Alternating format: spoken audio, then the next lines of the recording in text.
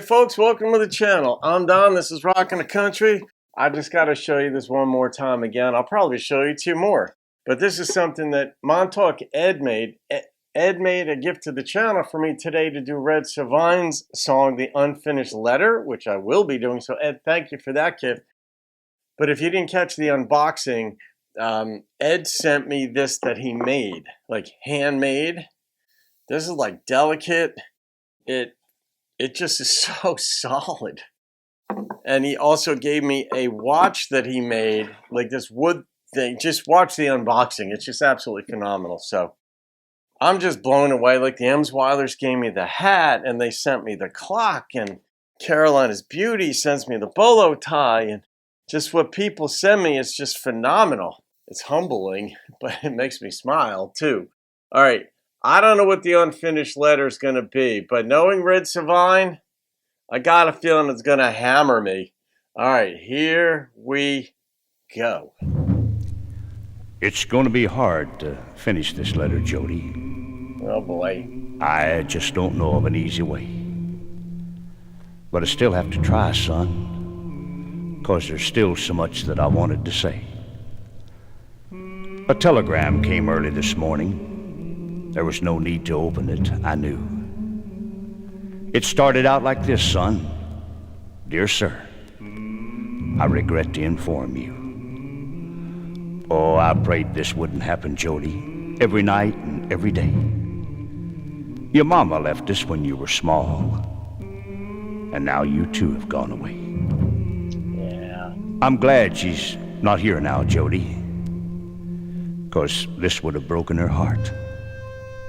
And somehow, I'm thankful to the Lord now, son, that he saw fit to take us apart.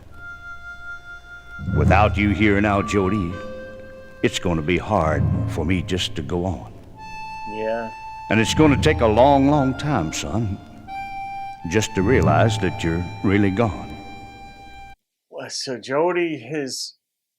either Jody died or that's his ex-wife. I'm guessing now that Jody passed away, and now the son passed away, and he's going to have to bear this burden by himself. Oh my God. They've started more peace talks now, but for you, son, they're too late. Yeah. And this would never happen, Jody, if the world wasn't so full of hate. Yep. Oh, there's so many of our young people today that just don't even seem to care.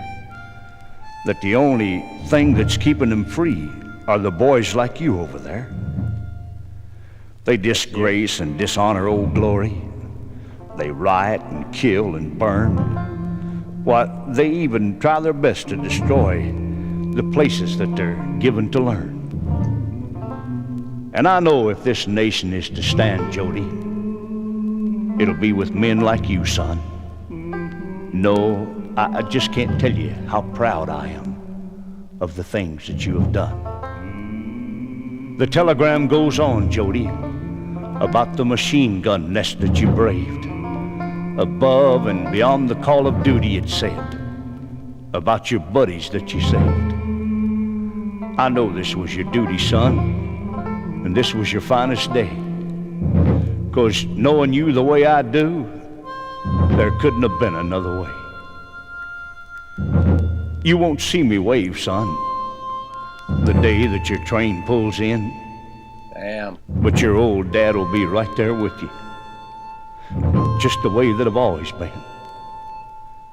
And I'll put you to rest by Mama, son. I know it would make her glad. And then I'll join you both before too long.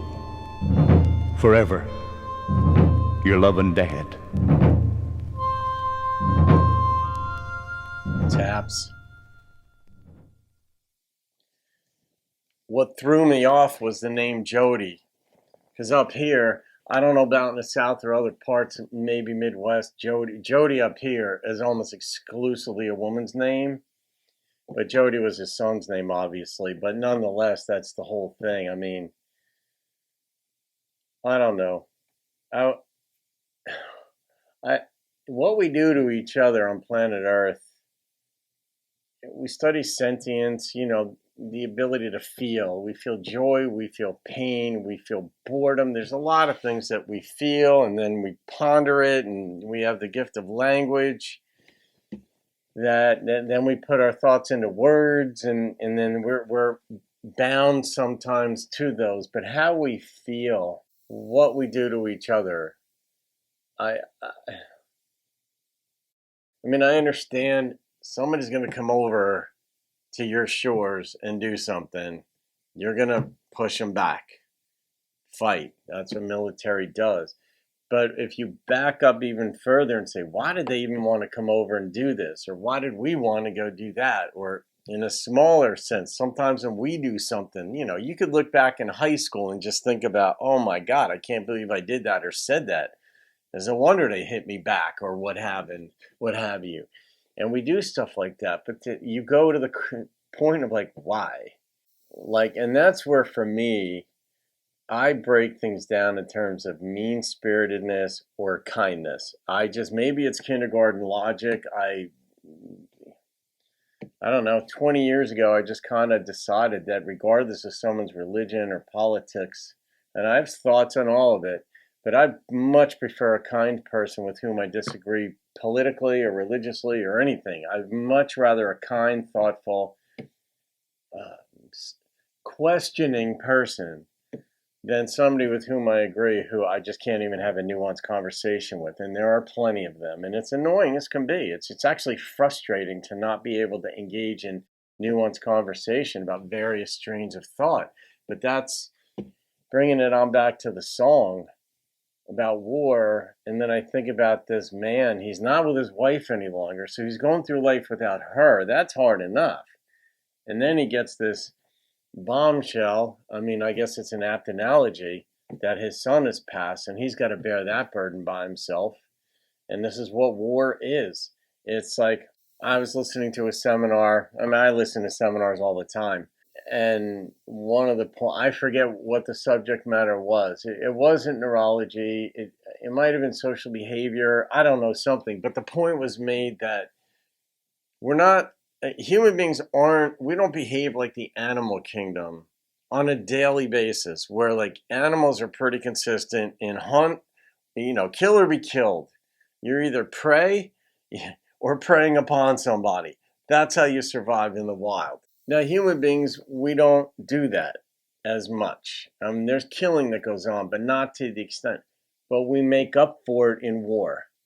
There's such a concentration of death and destruction and dismemberment in wartime that I guess the death rates are probably the same. I don't know how you measure that between the animal kingdom and us, but nonetheless, sadness just, who better to sing a sad song than Red,